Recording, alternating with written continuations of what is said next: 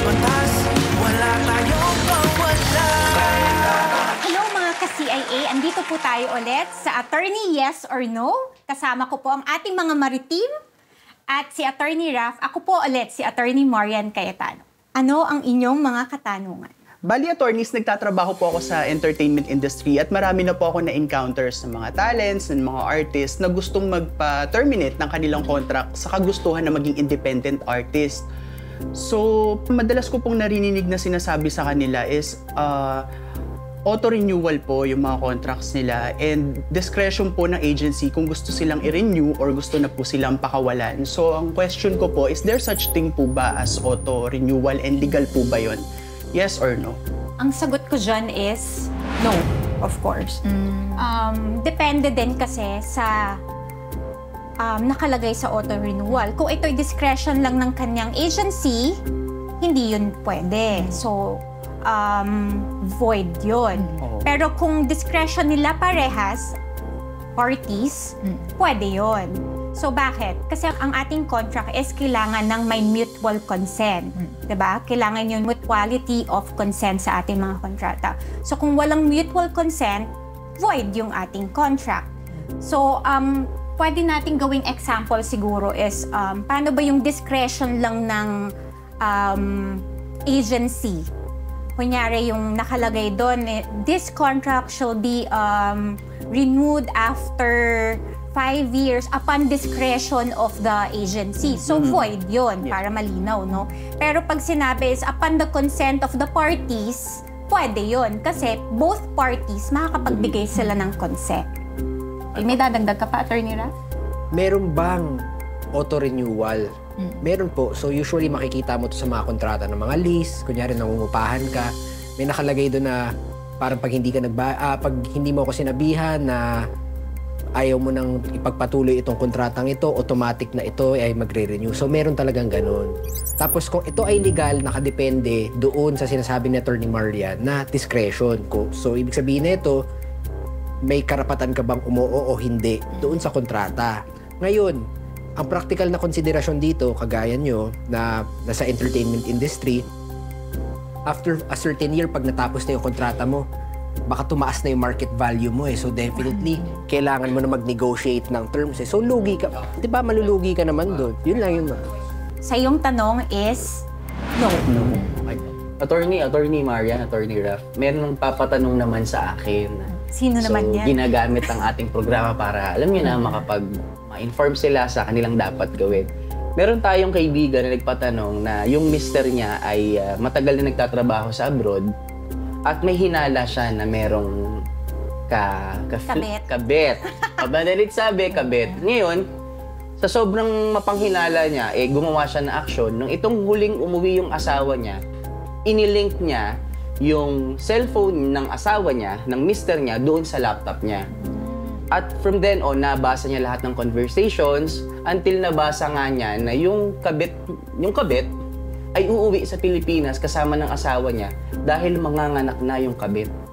Ngayon, ang tanong po niya, pwede daw po ba niyang ipadampot yung kanyang mister at yung kabit sa airport pa lang pagdating nila? Yes or no? Para masagot yung tanong mo, valid no, hindi mo basta-basta pwedeng ipadampot ang isang tao in general. Sa mga ganyang kaso, kailangan mo ng warrant of arrest. So, para lumabas ang isang warrant of arrest, kailangan mag-file ka muna ng kaso at yung piskal o kaya yung korte makahanap ng probable cause. Pag may probable cause na, saka sila mag-i-issue ng warrant. So, masagot yung tanong mo, hindi siya basta-basta pwede ipapulot ang isang tao.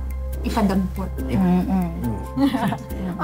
I-share ko lang din. Kasi yung kanya kasing action na paglilink ng account, Okay. no? Paglilink ng account ng asawa niya sa laptop niya is isang violation ng Data Privacy Act. Kasi kahit mag-asawa kayo, syempre, meron ka pa ding karapatan, di ba? Kahit mag-asawa, may karapatan ka pa din. So, hindi pwede basta-basta nililink yung cellphone or kahit anuman without his knowledge, without his consent. So, baka pwedeng siya pa yung makasuhan, di ba? Pwedeng mabaliktad pa, in Mabaliktad short. pa. Oh, Kasi okay. gusto ko lang i-discuss din yon kasi baka may iba pang side angle naman yung ano Right. natin. May follow-up question ako. Okay, ano? So, ibig sabihin, kung kunwari may asawa ka tapos nilapag niya yung telepono niya, sinilip mo, may violation na ng privacy doon. Hindi. Kasi di ba nangyayari yun, yung mga mag-asawa, sinisilip, tapos tinitignan yung mga messages. Alam mo, kaya nga may lock eh. Magkakaroon lang ng violation pag in-unlock mo na nakalock, 'di ba? Pero kung nakalapag lang dyan, nakita mo, wala, hindi mo binuksan, nakita mo lang, wala pang violation yun. So pag kinuha mo, tapos In-unlock mo, oo. Meron. So, ang kasagutan sa katanungan mo is no. Hindi pwedeng magpadampot basta-basta. Salamat po. Attorney, ako din may tanong. Meron kasi akong kaibigan. 20 years na silang kasal. Meron silang isang anak na meron na rin sariling pamilya. Ngayon, after 20 years, nahuli niya yung asawa niya na may babae. So, naghiwalay sila. After 10 years, yung dalawa, may kanya-kanya na pong mga asawa, kinakasama. Ngayon, parang silang walang anak. Last month, namatay yung lalaki. After nilang maghiwalay, nakapagpundag pa yung lalaki. May habol po ba yung babae sa naipundar ng lalaki sa asawa niya? Eh, wala naman po silang legal separation o yung annulment po. May karapatan po ba siyang maghabol? Yes or no? Yes, may karapatan siyang maghabol. Kasi ang mag-asawa, no, 'di ba? As long as kasal sila, yung kanilang properties is part pa din ng community absolute community of property. Yes, absolute community of property. So as long as walang legal separation o separation of properties na naka-file sa court, yung naipundar nila parehas is part pa din ng kanilang property bilang mag-asawa. So, nung namatay yung kanyang asawa, since kasal pa rin sila, part pa rin yun ng kanilang absolute community of property. Madagdag ko lang, no? Yung sinasabi ni Attorney Marian na absolute community of property, ang ibig sabihin ho nito, lahat ng napundar nyo mag-asawa ay nilalagay nyo sa isang pondo at yun ang pagmamay-ari nyo bilang mag-asawa.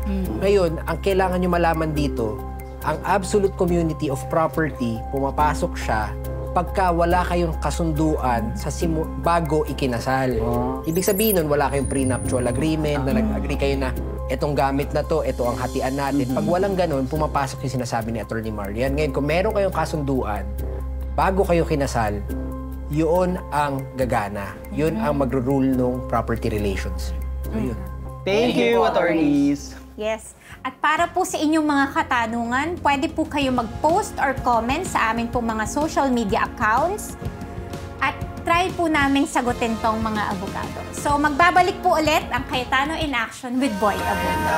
Action agad. Cayetano in Action with Boy Abunda would like to thank JC Organic Barley. Live healthy. Choose good life. Ocha Milk Tea.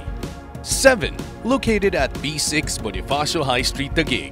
And Seymada from La Luna Cafe. Come home to a delicious tradition. We're located at 103 ML Quezon Avenue, Hagonoy, Taguig.